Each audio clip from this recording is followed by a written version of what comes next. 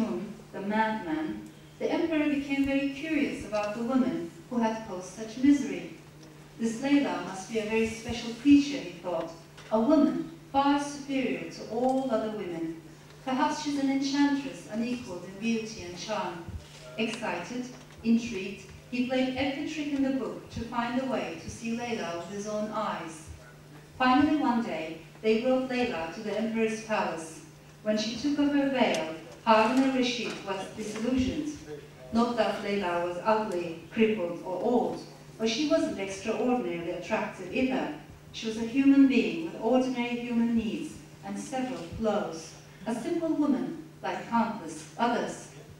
The emperor did not hide his disappointment. Are you the Layla Mejnun has been crazy about? Why, you look so ordinary. What is so special about you? Layla broke into a smile. Yes, I am Layla, she said. But you see, you are not Mejnun.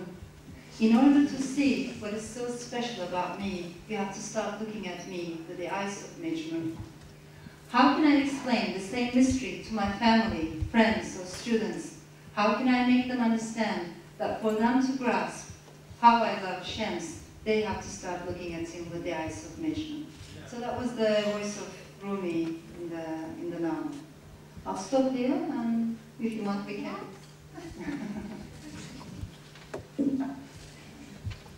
Well, thank you very much. Before I open it up, can I ask a few questions? I was really interested about why you decided to write this book, and then the moves between languages too.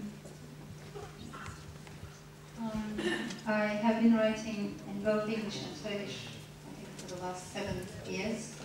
I wrote The Saint of Insipid Insanities in English, and then The Bastard of Islam was written in English, and The 40 Rules of Law was written in English first. But this time I did something additional. When I had finished writing this book, it was translated into Turkish by a professional translator, by a very good translator actually. But when he finished his work, and I'm very grateful for him for letting me do that, I took it and in a way I rewrote the whole thing, the whole book. So in a way I wrote it twice, and then I went back to the English and I rewrote the English version again. It was a crazy amount of work. Why am I doing this? Mostly because, precisely because I love doing it. I like it very much. I love commuting between languages. To me, this is very stimulating, both intellectually and spiritually. And maybe the people in this room can relate to this, because I think when we speak another language, there's another zone of existence. We change a lot, in the sense that even our voices change, the way we talk changes, because every language has its own labyrinth, and we don't control language. Language also affects us, also shapes us, our mentality. So to me, this is a very interesting and intriguing journey. I love to commute, and I feel connected to each language in a different way. Of course, Turkish is my mother tongue. I love the Turkish language. It's the language of my mother, my grandmother, my childhood. So my connection with Turkish is very, very deep. It's very emotional.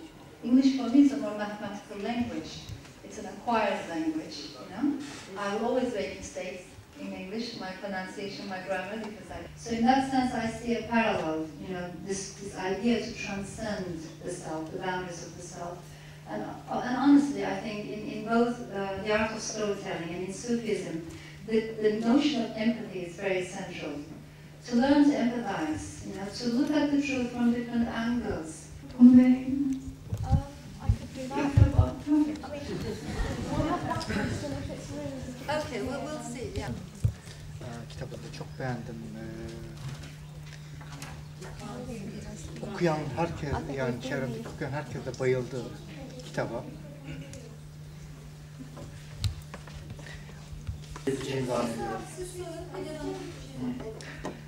Ella karakterini yaratırken esinlendiğiniz bir kişi, spesifik bir kişi var mı?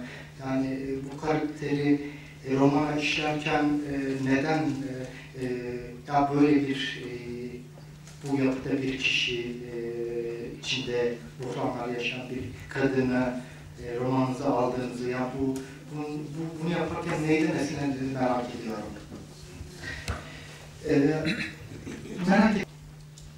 Bu kitabı yazdıktan sonra muhakkak ki bu kitabı yazarken Sufizm hakkında araştırmalarınız oldu.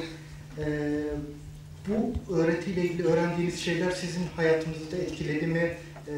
Mesela ilahi aşka ulaşmak için, yani siz de içinizde bir gayret, bir istek, bunun peşinde koşmak için bir heyecan hissediyor musunuz? Onu merak ediyorum. Çok teşekkür ederim. Az önce mikrofon alıyorlardı, kitabınızı çok beğendim. Elinize sağlık.